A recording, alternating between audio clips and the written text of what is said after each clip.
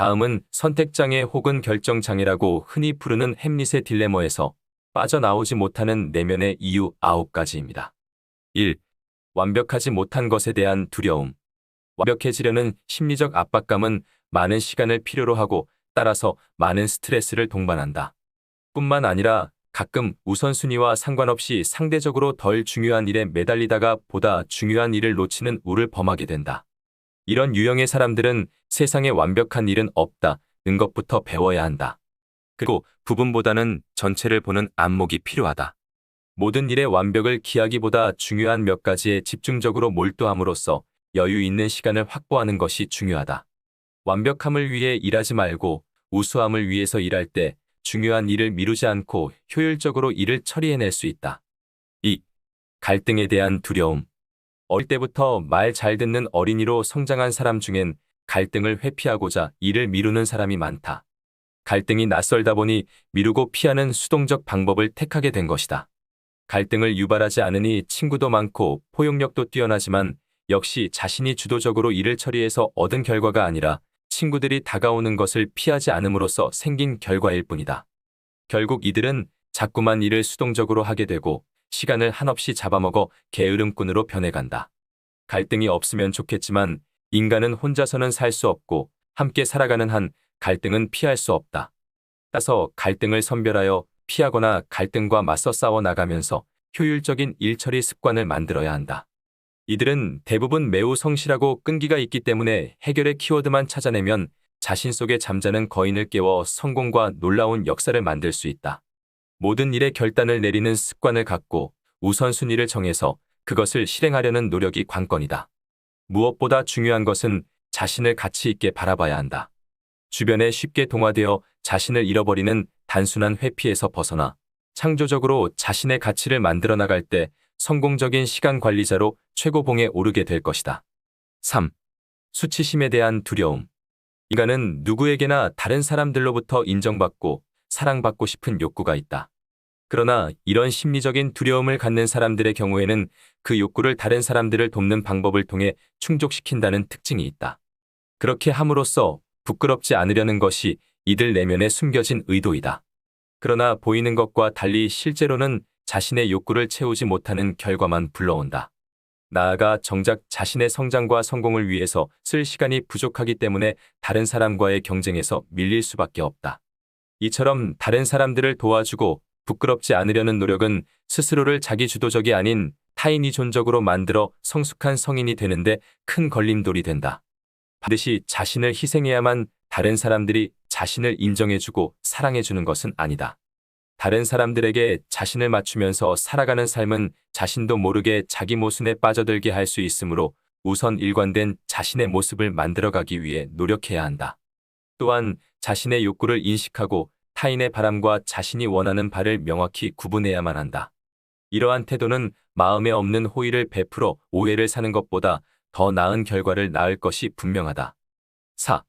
실패에 대한 두려움. 완벽해야 한다는 강박관념이 일을 미루는 하나의 원인인 것처럼 성공해야 한다는 강박관념 때문에 일을 무리하게 추진하다가 깨지는 결과가 초래된다. 성공에 집착하고 실패를 두려워하는 사람들에게 시간은 무엇인가를 성취하기 위한 중요한 수단이고 잠시도 한눈을 팔아서는 안 될 대상이다. 때문에 시간을 초 단위로 쪼개 얼마나 효율적으로 이용할 것인가에 집착한다. 이런 유형의 사람들이 실패를 겁내는 이유는 인생의 가치를 오직 성공과 실패라는 양날의 척도로 재기 때문이다. 그러나 인생에 있어서 성공 이상으로 중요한 것은 전체적인 균형이다. 세상에서 말하는 성공이 절대적이지 않은 것은 성공하고도 실패하는 경우가 너무나 많기 때문이다. 이들의 믿음은 자칫 헛디디기 쉬운 함정에 가깝다. 정신없이 일에 매달려서 살아가다 보면 자기 반성이나 새로운 창의성은 무시하게 된다. 5. 평범한 것에 대한 두려움. 독특한 자신을 추구하는 사람들은 다른 사람들과는 다른 특별한 존재로 인식하고 있고 자신의 개성을 드러내는데 강한 집착을 보인다. 이는 또한 자신의 남다른 생각을 적절히 표현하는 방법만 찾아내면 독특해질 수 있다고 믿는다. 그래서 평범함을 거부하고 특별한 존재가 되고자 노력한다. 그러나 이러한 욕구가 지나치게 강하면 여러 가지 부작용과 만나게 된다. 고유함과 독특함이 인정받지 못하게 되면 고립되는 느낌을 받고 그럼으로써 스스로도 만족하지 못하는 결과를 초래하는 것이다. 이러한 함정에 빠지지 않기 위해서는 독특한 것을 추구하는 자신의 장점을 살리면서 동시에 평범한 것도 겸허하게 받아들일 수 있는 균형 감각이 필요하다. 이들은 또한 주관적인 감정에 따라 시간을 파악하는데 특별함만을 쫓아 시간을 허비하다 보면 결국 꼭 해야 할 중요한 일을 하는데 시간이 부족할 수밖에 없다. 이리 자신의 능력을 발휘하고 성공적인 인생을 살기 위해서는 작고 평범한 것들을 사랑하고 실천하려는 노력이 필요하다. 6. 모르는 것에 대한 두려움. 뭔가를 결정하기에 앞서 모든 것을 알아야 하고 그런 다음에야 결정을 내릴 수 있다고 믿는 사람들이 있다. 이들의 내면에는 모르는 것이 있어서는 안 된다는 강박관념이 자리 잡고 있다. 그것은 단순하게 많이 알고자 함이 아니라 철저하게 알고 싶어하는 욕구, 그 원리까지도 알고 싶은 욕심이다. 하지만 이러한 욕구는 무의식적으로 행동을 억제하고 절대적인 시간을 요구한다. 결국 결정이 늦어지고 충분한 시간이 확보되지 못할 때는 심각한 스트레스에 노출되고 만다. 한편 사물을 볼 때 관찰하는 습관 때문에 비교적 감정에 휩싸이지 않고 사건의 본질을 제대로 파악할 수 있는 장점이 있지만 이것은 동전의 양면처럼 시간을 잡아먹는 도둑이 되어 실행 자체를 늦추는 결과를 가져온다. 이런 사람들에게는 무엇보다 현장 속으로 뛰어드는 용기가 절대적으로 필요하다. 생각 속에만 머무르지 말고 행동으로 옮길 때 성공 가능성은 그만큼 커지게 된다. 7. 안전하지 못한 것에 대한 두려움.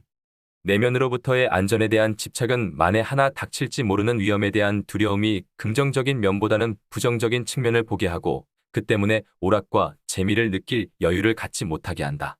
그러나 많은 위험성이 사라지고 안전이 확보되고 난 다음에서야 누릴 수 있는 것이 얼마나 있겠는가. 그 다음이라는 것은 아마 평생 동안 안 올지도 모르는 일이고 나 아닌 가족이나 다른 사람들은 기다려주지 않을지도 모른다. 그리고 세상은 이미 급격하게 달라지고 있기 때문에 가장 안전하다고 생각했던 것이 리스크로 변할 가능성은 얼마든지 있다. 이제 과연 무엇이 두려운 것인지 불안의 실체를 파악하자. 실제 있을 수 있는 리스크와 그렇지 않은 단순한 두려움을 교차적으로 체크하면서 그 당사자 혹은 상황과 직접적으로 대면하는 것도 한 가지 방법이다.